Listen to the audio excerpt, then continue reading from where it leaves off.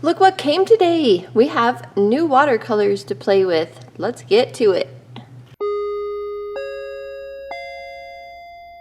So after reading all your comments, I did purchase this. It was the $8.81, so that was good. I saw right after that, because of Diane's comment, it had gone back up because the original sale price, remember I showed you it was $17.99, but that day I was looking, and then I think for several days after that it was $12.99. And then you had the 30% off coupon, or it just shows up differently in different areas. I'm not really sure. I don't think that would be the case, but anyway, $8.81. But I was really sad to hear that these are the student grade ones, but they're packaged beautifully. There is that. Their brochure looks pretty much the same as their brochure that comes in their pan sets. Wow. Here they are. They're so cute. So 18 little 5mm tubes. Love it. I'm not going to be putting these in a palette to dry out. I think I will try and just use these wet every time I want to use them because of their student gradeness. You know what I mean. All right. Well, I am going to use my Etcher sketchbook to swatch all these out while they're wet, so this should be interesting. And I am going to paint this. Now this is a picture I took myself in Goblin Valley, Utah, and it's a very washed out picture, so I'm going to have to do some creative interpretation, but this will be for the World Watercolor Month prompt, Abandoned. We're not going to make my picture washed out, we're going to make it full strength. We'll see how my brain interprets this and puts it into not a washed out picture. Could be interesting, but I think it could be fun. I was just going to use this piece. This is the extra little palette that came in that big palette that I put all the paints in that Diane sent me. If you missed that video, I'll link it up there. Definitely go watch that because it explains all of that. However, there are 18 paints and I was just afraid I'd get into them. So this also came in that palette, and this was the color separator that we couldn't use because there were, I think, 108 or 112 half pans I put in that palette. And so I pulled this out. It's really heavy duty. So I'll put a little bit of each color in 3 of these rows. There are 4 rows, but I'll use 3 of them for 18 colors. And then use that as the mixing space if I need it for when I paint. This will work great for swatching. One nice thing I noticed when I was squeezing them out is that they have really long necks on the lids, and that actually made it really easy to get the lids back on. It wasn't hard at all. And only 2 of the paints had a lot of pressure in them. The rest were way down in the tube enough that it didn't make a mess. It was really nice.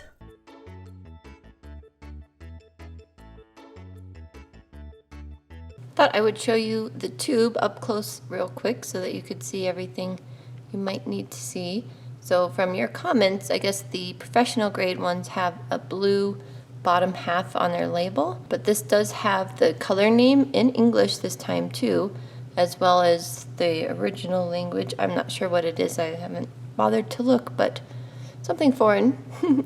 The color number, and then it does have the pigment information on the side of the tube.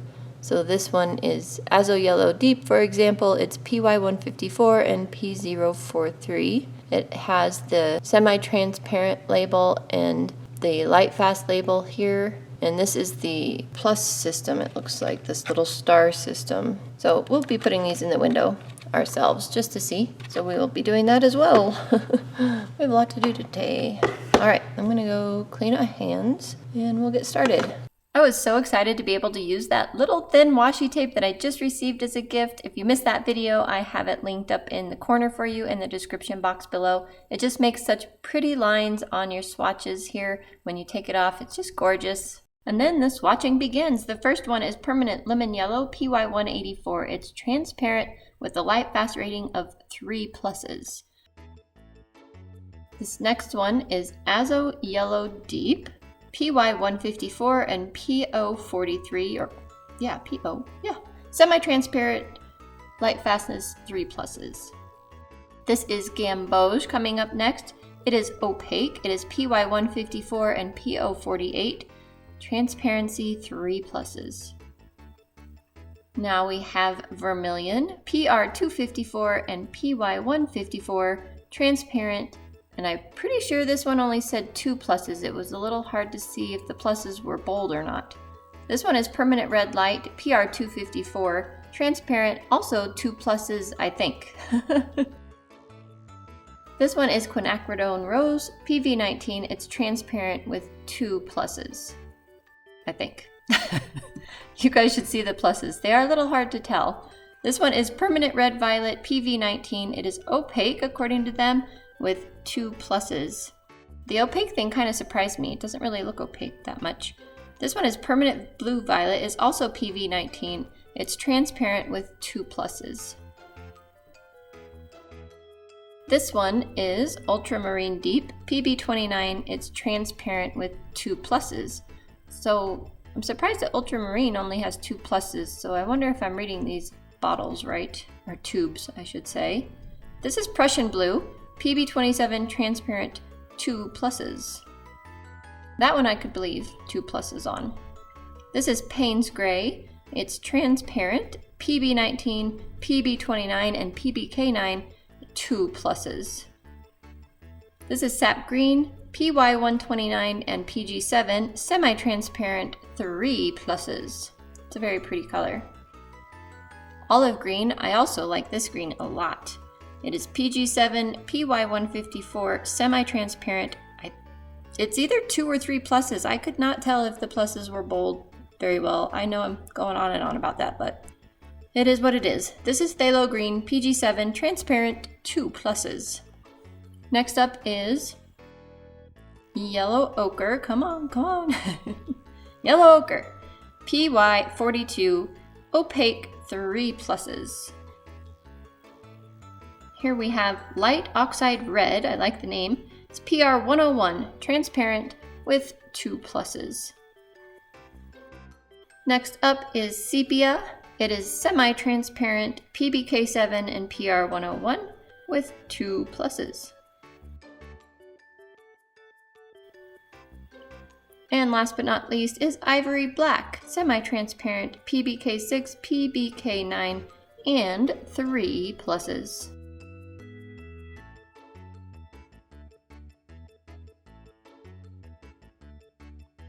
And here they are, all dried and labeled and looking pretty. I'm a little disappointed in the sepia, and I really wish this had a red. Like a red, not just a rose or an orangey red, but like a red. That would make it so much better. And after looking at these beautiful colors, then we get to move on to the actual painting. It is so fun taking my own photograph and turning it into a painting. I really want to do way more of that. When I first started out, I was so grateful for Pixabay, still am, and any kind of image that I could use that was copyright free, or if I was just sketching in my sketchbook, it didn't matter to me if it was or not. And my own picture, there's just something about that. It just makes it better. So much better. So I have beautiful bleeds happening with this paint, and oh my goodness, there was something about working on this paper again, and I know I just did it with the car crash scene. I don't know, when was that? Last week? The week before beats me. But it's really nice paper, and this paper and this paint were a match made in heaven. It was a really nice, comfortable way of painting. And before I forget, the reason I used regular old masking tape here is because I had just a tiny bit left on the roll, and I was so excited to be able to use it completely up, and I could throw the cardboard away and have one less roll of tape in my drawer that was ancient. I mean, that masking tape, oh my gosh, it's so old, and I finally used it all up. So yes, I considered using the washi tape that I received as a gift, but I used it on the swatches, and this time I got to use a supply all up. It made me happy. Like, I used it. I used my stuff. Does anyone know the feeling? Okay, moving on. And because it's on my mind, and I've already finished the painting at the time of this voiceover, and I hesitated showing it to my husband. I absolutely hate showing my work to him. And at the same time, everything he says out loud as a criticism is the thoughts that have already gone through my head, so I have no right to get mad at him about it. But anyway, he's like, something's wrong with the roof of the car, and And it's done at this point in the video, but I do go back at the end, so just wait for that. I like ramble on for 10 years at the end here of this video and change things with the roof a little bit, but it still bugged me. Like the roof didn't fit, it doesn't fit the painting quite right, and I knew that, but when he said it, I got mad. I got mad, but then he goes, but it looks good. And I'm like, seriously, you can't say that it looks good after you just said it looks weird. So I'm gonna have to do something to the roof even after what you see at the very end of the video, after I change some things some more. So I don't know if I can find a clearer picture of this. I know I've taken a picture of this car that's clearer, and I'd probably looked through my pictures for an hour just to find this one, and my pictures are a bit of a mess. But if I could find a clearer picture of the car or find a similar car. The thing is, this back hatch thing is all dented in, but at the same time, shouldn't there be glass in it? Like, I'm kind of confused, so I need to look at some of the pictures again and see what the heck is going on. I'm not sure. You can see in the little picture, that's the actual photograph down there in the corner. I don't see any glass in that back area, so I don't know. Are my angles wrong? I need to probably pull the dark over a little bit, which I kind of do at the end of this video. My husband suggested if it is dented in like that, maybe make some creases or something. But yeah, it's awkward. Do you guys have any suggestions for that back hatch area? I don't know. It needs fixed, because that's all I can see now when I look at this painting, and the rest is so darn pretty. And I don't want to just be caught up on this roof that's wrong. Okay, so the next question I have to know is, would you have even noticed if I hadn't said anything? Da da da da. Probably some of you would. I mean, especially right now as it is. After I make the changes near the end of the video, it's a lot better. But would you have even noticed? Probably. Like, for me, I'm like, where is the glass? Like I already said, where is the glass? But there's no glass in the picture. I don't know. I'm hung up on that.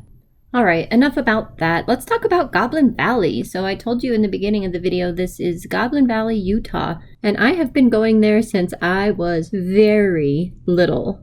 I grew up riding here, dirt bikes, four-wheelers, you name it, we did it there, four-wheeling in actual vehicles.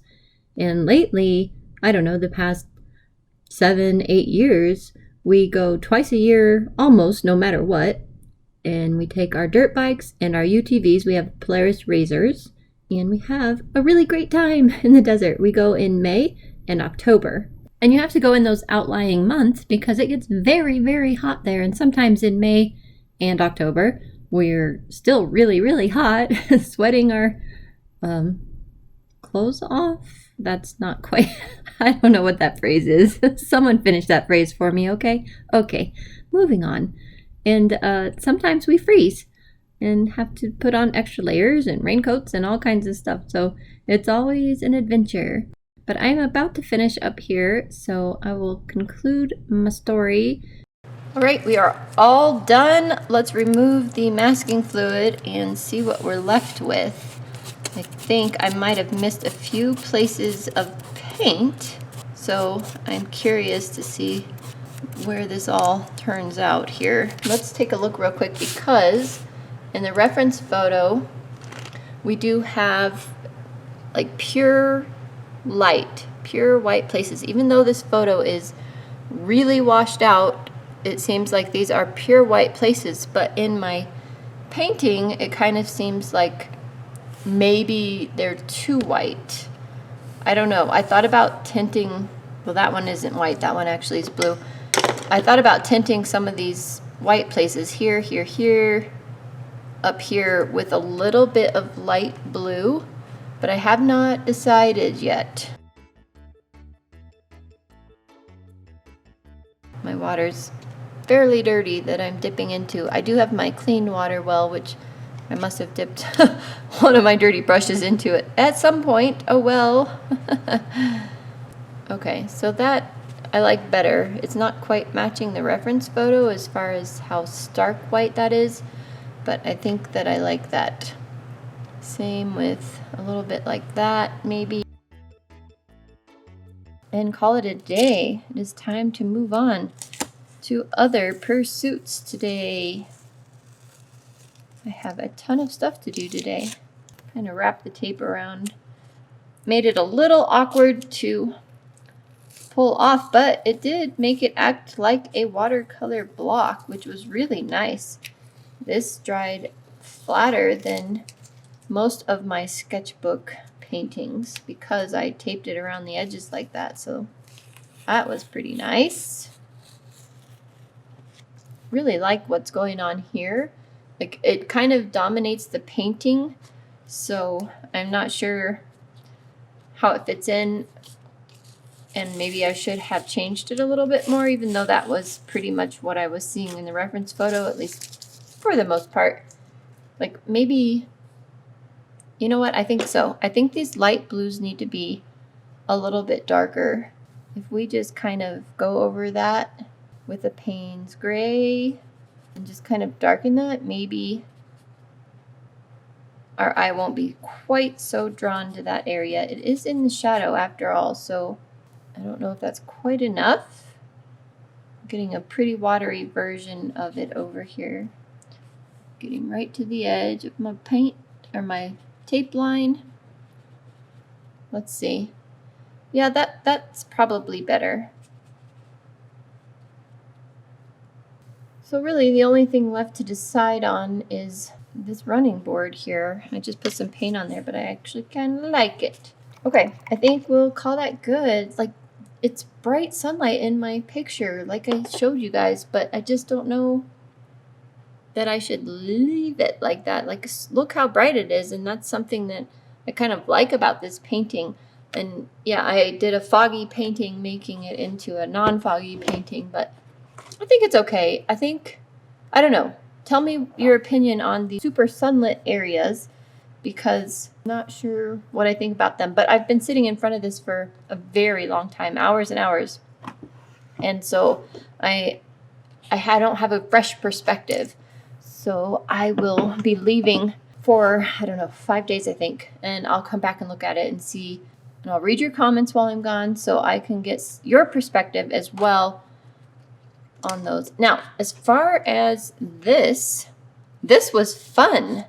I got out this as an extra mixing palette, and it's a little bit warped. You see how it kind of bends up in the middle? So when I put it on my desk, it kind of has this bouncy effect. So I may put this in my drawer like upside down and put something heavy on it and see if I can't flatten it, because it is useful to use sometimes. But I didn't use it at all because I just mixed right in the wells. You probably saw that in the time lapse. Like, it didn't matter that I was putting colors in. There's so much room in here that you can still grab some of the fresh color out of like this side of the well. So this is fun. There's a lot of Paul Ruben's paint left in here, and I will leave it in here and just add fresh as I need, because I think using this fresh would be really nice. I had a couple hour breaks in between because I ended up going running with a friend and stuff like that, and making food because I was starving. So I had an hour break, came back, the paints were nearly dried. Then I had a 2.5 hour break on the run. Paints were very much more dry. Still wet in some cases, but some were more dry than others.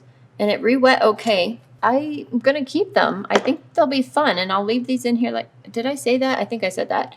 Who knows? I can't keep track from one moment to the next. But I'll keep them in there and go back and use them. And this was just in my drawer empty anyway, so I might as well do that. I'll label it with some masking tape here so that I know which paint it is, put it back in the drawer, and I'll put these in my random supplies drawing, because I have so many more projects that I don't think I'd pull these out like immediately and use them. I'd much rather use the gifts that I received from you guys, this wonderful set of handmade paints and some other Daniel Smith and Van Gogh paints. I'd want to use all the paints from Diane that she sent me, all those amazing Daniel Smith and Schminke and what was that other brand?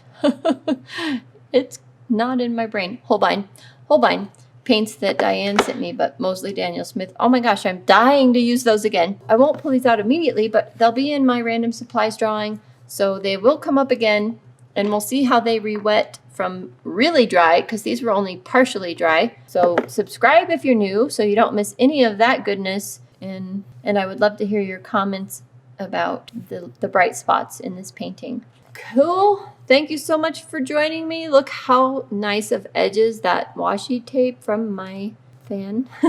Thanks for joining me. Paul Ruben's student grade watercolor paints. I liked them. I loved them. I'll see you guys in the next video. Bye for now.